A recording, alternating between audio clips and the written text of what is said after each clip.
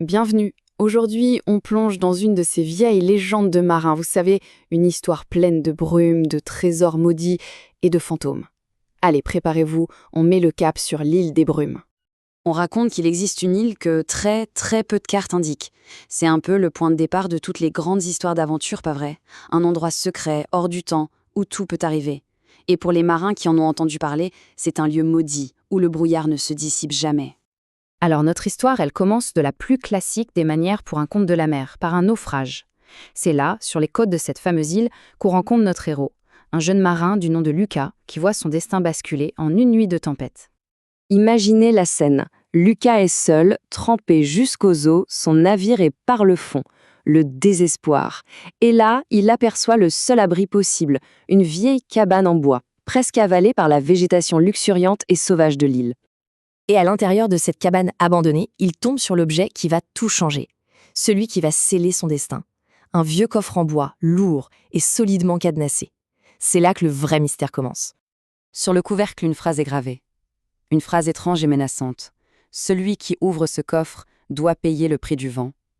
C'est une métaphore vraiment puissante. Pour les marins, le vent, c'est tout. C'est un guide, mais c'est aussi un destructeur. Une force qu'on ne peut pas posséder, juste respecter. Parce que, bien sûr, ce coffre n'est pas arrivé là par hasard. Il a une histoire, et surtout, un gardien. Un capitaine oublié. Lucas va très vite comprendre qu'il n'est pas si seul qu'il le pensait sur cette île. Sorti de nulle part, une silhouette se dessine dans le brouillard épais. C'est un vieil homme au visage marqué par les épreuves qui se présente comme le capitaine Morwen, le gardien oublié du coffre. Et là, évidemment, tout change. L'avertissement de Morwen est sans détour, et il fait froid dans le dos. Il lui dit « Ce coffre contient un trésor, oui, mais aussi une malédiction. » À partir de là, la tentation a un prix, et ce prix pourrait bien être la mort. Mais alors, comment Morwen est-il devenu ce spectre?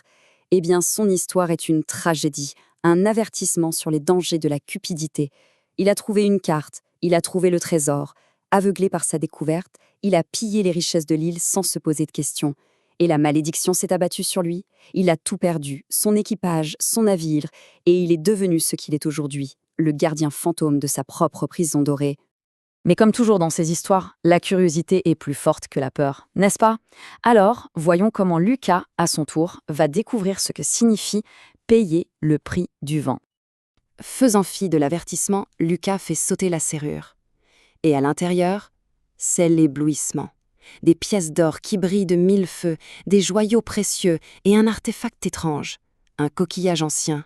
C'est l'image même du trésor maudit, magnifique mais terriblement dangereux. À la seconde même où le coffre s'entr'ouvre, la nature se déchaîne. Un vent glacial, surnaturel s'engouffre dans la cabane avec un hurlement terrible. C'est fait, la malédiction est libérée.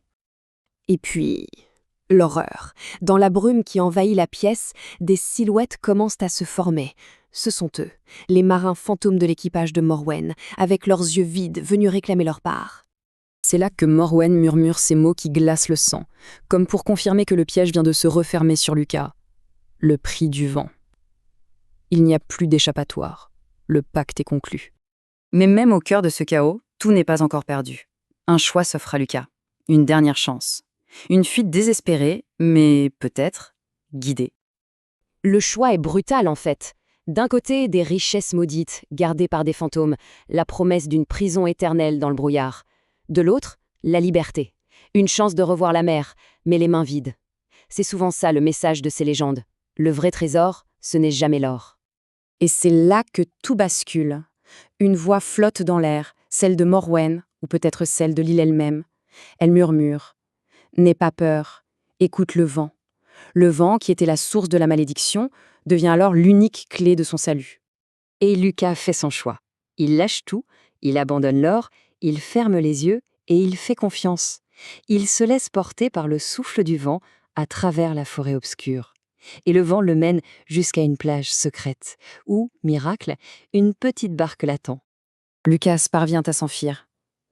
Mais l'histoire, elle, ne quitte jamais vraiment l'île.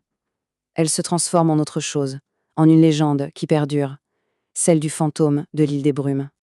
La fin est un peu douce amère, vous ne trouvez pas? Lucas a retrouvé sa liberté, Mais le trésor, lui, et son gardien, le capitaine Morwen, sont condamnés à rester là, prisonniers pour l'éternité dans le brouillard. Et depuis, on raconte que les marins qui passent un peu trop près de l'île entendent encore ce murmure dans la brume. Le vent paie toujours sa dette. Voilà comment naissent les mythes. Ils deviennent des avertissements pour tous ceux qui seraient tentés de suivre les sirènes de l'ambition. Lucas est parti, Morwen est resté. Mais tout ça nous laisse avec une dernière question. Une question qui flotte dans l'air, n'est-ce pas? Qui sait quels autres secrets cette brume éternelle cache encore?